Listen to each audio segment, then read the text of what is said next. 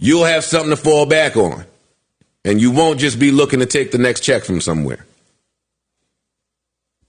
To whom this may concern, this is not even on page 1 of the manual, because you niggas ain't in the bookstore. Instead of critiquing people's placement on this list, we need more critiquing on why you're not on it. To everyone not on it, shut the fuck up.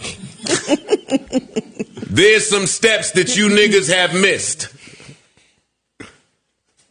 To whom it may concern, stop holding the microphone. Like if I'm just giving out podcast advice, it's certain niggas, y'all can't speak to me, y'all didn't do the work yet. You didn't go in the bookstore. Hire the editors. Get people to help. Invest in the staff. Pay the staff. Get more staff. Stop check chasing. Stop doing the bare minimum and expecting that to yield results. You niggas are the bare minimum boys. You niggas get that bag, put it in your pocket, and do the bare minimum. I don't want to hear none of you niggas talk about nobody in here. Hey, to whom it may concern. Because niggas here get to work. All niggas do is get to the work. Hey, it ain't even nothing to be mad at. We just stating facts right now. She moved cross country. This nigga ain't slept in months.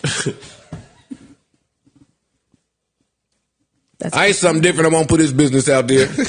And Parks, I won't put his business out there either. But the point is, niggas come in here and head down to the finish line. That's it. To work. There's nothing else to talk about. To whom it may concern, that show ain't been impactful in years, and that rotating seat garbage ain't getting it done. If you haven't noticed by now, your company over there has shifted. Yeah, Big Baby JTV. Like, comment, of course, subscribe. Goddamn. Like, at this point, we need an ether beat, to whom it may concern. One thing about Joe Budden, I've said it before, I'm consistent. I think he's self-destructive. He's a woman beater. He's manipulative. He's a gaslighter, right? He's an individual who you can't trust, period. Let's get to that. But at the same time, he's shiesty. He's definitely a hypocrite. You know what I mean? But above all things, this dude is an amazing podcaster. He's an amazing orator. All of them things can encompass one person. Let me tell y'all something, man. It's going to make y'all very uncomfortable. You're going to not like this, but hey, I'm the voice of the culture. I'm going to keep it real. Hitler, as terrible as that man was, he was very good at speeches. At public speaking, he had that to a T. At public speaking, he was able to manipulate the minds of countless Germans to look at him as a symbol of strength and hope and give them some kind of resolve after World War II in order to commit atrocities and do the most disgusting things you can imagine to fellow humans. Why? Because he could speak on a mic confidently, eloquently, and convincingly. Joe Budden is not Hitler, but Joe Budden can pod his ass off. I'm just gonna keep it real.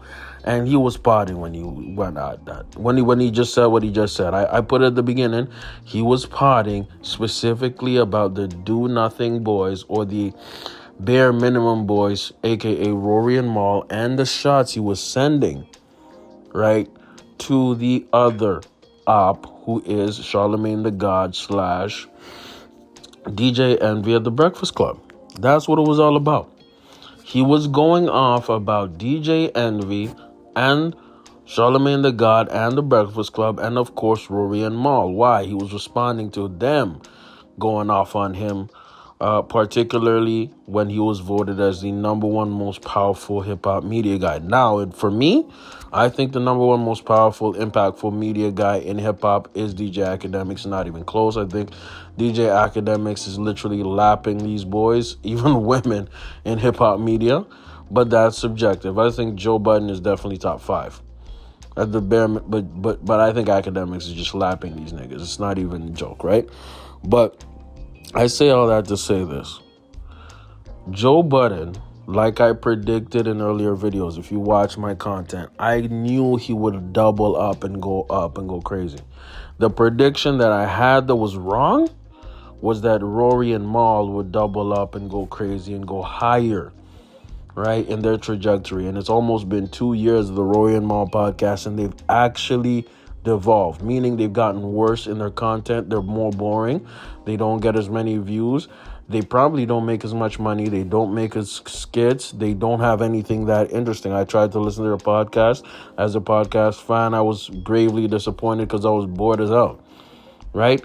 Anytime they come up to the news is to go against Joe or have some subliminal shots. They are boring as hell, specifically Rory. Boring as hell. You know what I mean?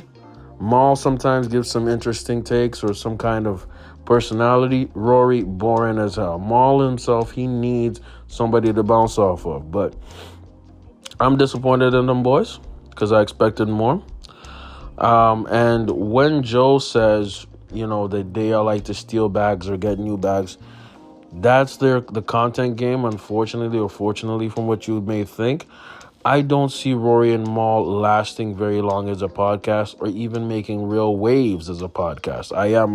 I was proud of them at their first rollout and how they started, but I'm gravely disappointed, right? And even though I'm not a Joe Budden fan per se, I listen to his podcast. I think it's more entertaining, and I believe that he has good takes, and he was able to pick good co-hosts, the Bionic Six or whatever you want to call it, to complement what he's trying to do. What do y'all think in the comments, man? Joe Budden sprinkled a whole lot of truth, a whole lot of facts. He want facts Kellerman on him.